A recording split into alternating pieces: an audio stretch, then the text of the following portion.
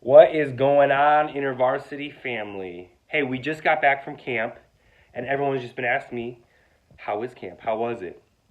And I wanted to just answer that by telling the story of Connor and Aiden. So some of you know Connor and Aiden, they're twins.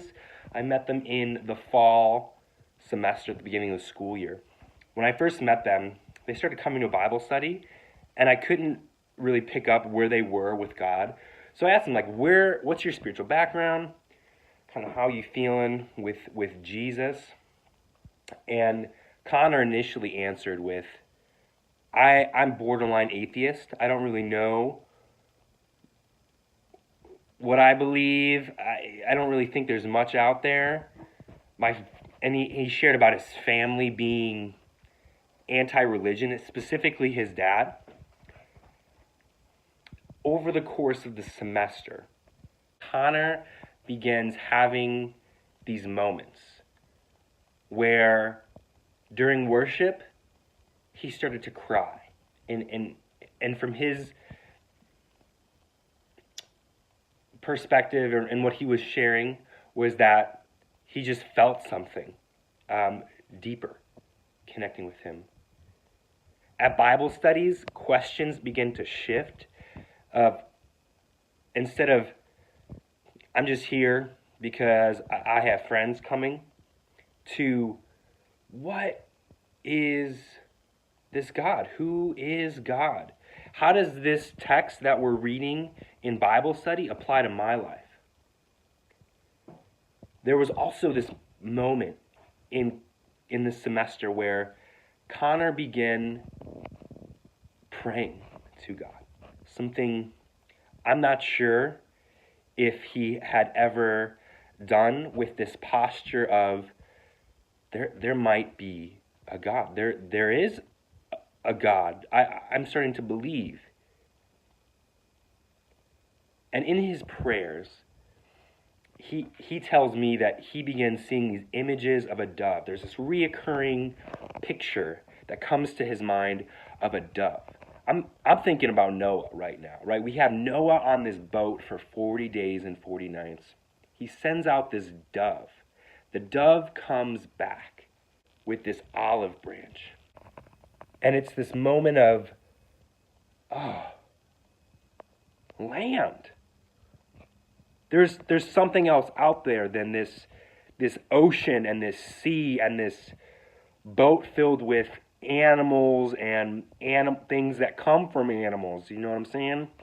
There's something else out there. And I was reading in a commentary that talked about it was this symbol of salvation, like salvation has come to this place.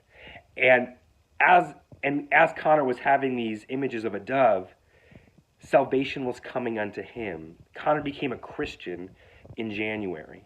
It was this beautiful, powerful, I was like, Connor, do you remember at the beginning of the fall when we talked about where you were? And you were just like, I don't think there's much out there. I'm atheist. And now you're just like, I'm all in for God. God is real, and I want to learn more and give my life to him more and just grow in connecting with people to help them connect with God. Beautiful. This semester, Aiden, his brother, has also been coming around more to Bible study. And I would say at the beginning of this semester, so in January, Aiden was where Connor was maybe towards the beginning of the fall semester. So just kind of like, I'm atheist, don't really think much is up there. Same thing, he started having these moments with God. Is God real? And from Aiden's words, he said, I feel in my heart there's a God. I feel my God in my heart that he loves me, and it's very real. But mentally, it just doesn't make sense that there's some person out there that I don't know, I can't fully see, that thinks of me and cares about me and created me. Mentally, there was just a disconnect from heart to head. He comes with us to camp. Thank you so much, by the way, for praying for these two twins. In my last newsletter, we were talking about, I was asking, would you please pray for Connor and Aiden? Different things with their family almost prevented them from coming. So thank you so much for your prayers. God really honored those and worked through those. They both came to camp. Anyway, we're at camp. And the speaker during worship gets up and makes a call to faith, basically laying out the gospel very clearly and explicitly, and then makes an invitation that if you want to follow Jesus for the first time, stand up. And I'm just like looking at Aiden in the back of the room. This dude's going to stand. I know it. Doesn't stand. We go to our session that night, and it's a longer story than I have time to tell, and people started to experience Jesus' healing. There was like physical healing from someone's back to emotional healing with family stuff, and God was speaking in that to social healing. God began to just move, and the students in the room began to see Jesus in a new light. After that night, we debrief it as a group, and we were just like, how was that for everybody? You know, that was kind of intense and really beautiful and powerful. And Aiden was just like talking about this mental blockage, a disconnect from his head to his heart. And he says, after that night, for whatever reason, God just broke that. And mentally, he helped me believe and gave me faith. And we're just like, so, wait, did you just become a Christian? Did you just give your life? And he's like, yeah, I did. We just erupt, like, woo! You know, it was this exciting moment. So when people ask me, how was camp? I think of Connor and Aiden. I think of all that God had done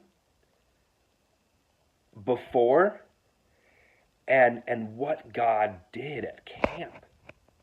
Really impacted, really transformed lives. And it's such a blessing to be a part of it. And for those that are seeing this and reading the newsletters and praying, you were not in the room, but you were a part of that. Your prayers, your financial support helped God use us to bring an impact and change a life. And I am convinced that Connor and Aiden are going to partner with God in impacting their family, their campus, Boise State University, the city, and the world. Thank you so much. Thank you so much for praying, for giving, for thinking about InterVarsity at Boise State and the students involved. Thank you again, and please be praying. Happy April. All right, bye.